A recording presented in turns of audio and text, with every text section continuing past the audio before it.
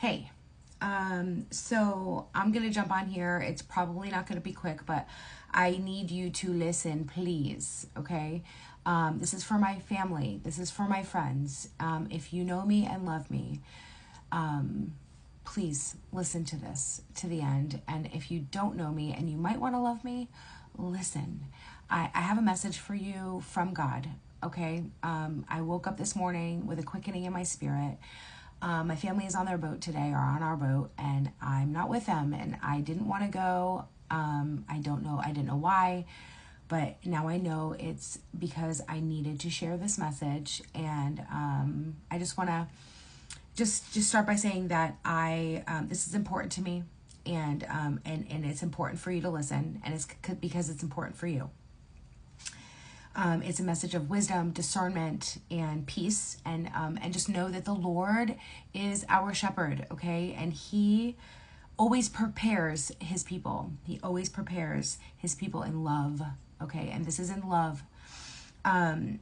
So a couple years ago, I'm gonna tell you a quick story. A couple years ago, I was heading to the bank, and I was trying to get money out of the bank, and Bank of America was closed, like the brick and mortar was closed. Then I went to Chase across the county, and it was closed. Literally, the brick and mortar was closed, which shows you how much I literally go to the banks because I had no idea if they were closed. So I was annoyed, and I'm like, man, why are these banks closed? And what's crazy is I started to research, and this is again a couple years ago, and I have facts for you. So none of this is conspiracy, okay? These are facts. And I'm asking you to please listen to the end. Watch until the last second, please, okay?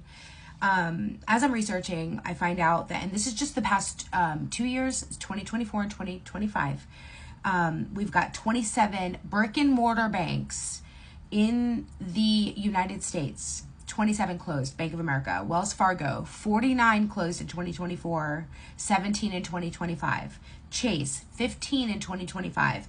U.S. Bank, 40 in 2025. PNC Bank, 37 in 2025. These are all brick and mortar banks, okay? Why are all these banks closing? We own a business. So the other day I went to, we had to purchase a large amount of tile, and I went to go to the bank, and they did not have cash. I could have used my card, but I Zelled money, and they didn't have the cash. It's just the weirdest thing. They didn't have cash, and I'm like, what do you mean you don't have cash? What do you mean? We have to order it. Well, you have to order it. It's my money. Like, why aren't you holding? We all know that they take your money and they, invest it. Whatever. We're not stupid. We know this, right? But not to have any money in the bank, like not to have money in the bank. That's just insane. So this is just, anyway. So, anyway, I started to learn about what goes on behind the scenes in our money system, okay? And I discovered that governments around the world are testing something called CBDCs, okay? And that's central bank digital currencies. Now, these are programmable versions of money that could one day be used to limit what we buy, where we travel, or even who we support, okay? At first, I didn't want to believe it, but then I saw the official reports, and I was just like mind blown, because I'm like, okay, this is really happening, and things that I have learned about my whole life.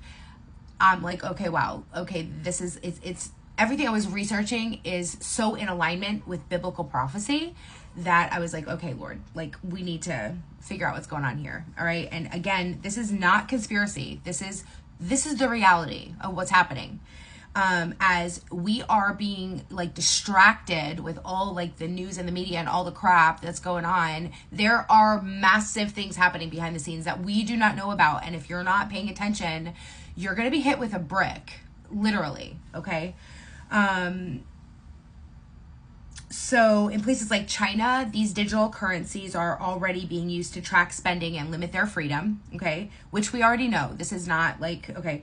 And here in the US, a digital dollar is already in development, but actually already has developed and is being used through Ripple. and probably more that I don't know about, but Ripple alone is RLUSD. So if you know anything about crypto and you're involved in XRP or XLM or XDC, you know that you can transfer your crypto, your coins into RLUSD, which is Ripple USD, and you can spend it, okay, like cash. Or, I mean, now you can even you can transfer it into,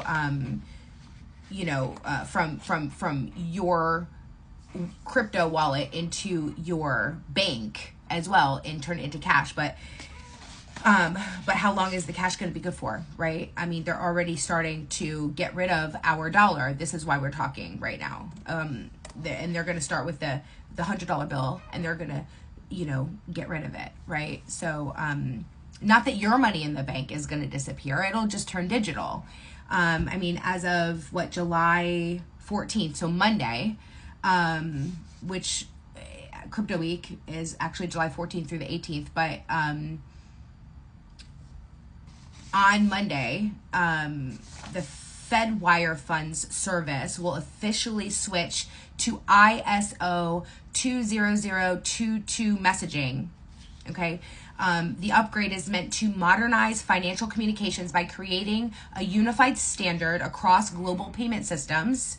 The system will be the ISO 20022, and the compliant tokens are XRP, XLM, XDC, Algo, Quantum, HBAR. So what this means is, so now the bank, they're not required yet, but they are allowed to hold our crypto. Like, this is mind blowing. Are we not seeing what's happening? So, but do we want our banks to hold our money? I don't want my bank to hold, I don't want a brick and mortar or a digital bank to hold my money. I want to hold my own money. And why I'm here is I want to be in control of my money. And why do I want to be in control of my own money is because what concerns me about this whole thing is the future. They can control our food. If they control our money, they can control us, right? But if they don't control our money, they can't control us. And please, if you're still here, listen, stay. They can control our food, our health, even our worship. And if you know me, I love Jesus. I'm a worship leader. I love to lead worship. I love music, and not only, worship in music, but worship in life. I share, Jesus with you. I love people. I used to not love people, but I love people.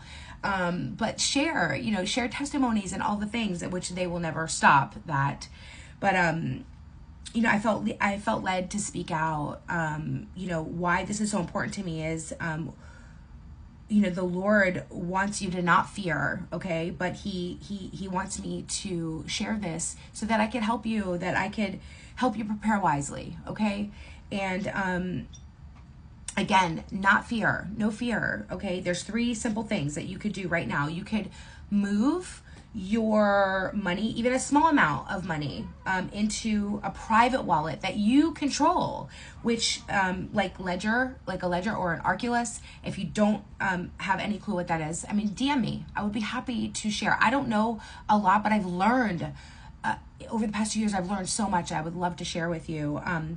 You can learn about decentralized assets like XRP, XLM, XDC. These are not tied to banks, so they can't be frozen. If they're in the bank, they can be frozen, okay? But if they're in your own wallet, then it can't be frozen. And so this is why I'm here they can't control you.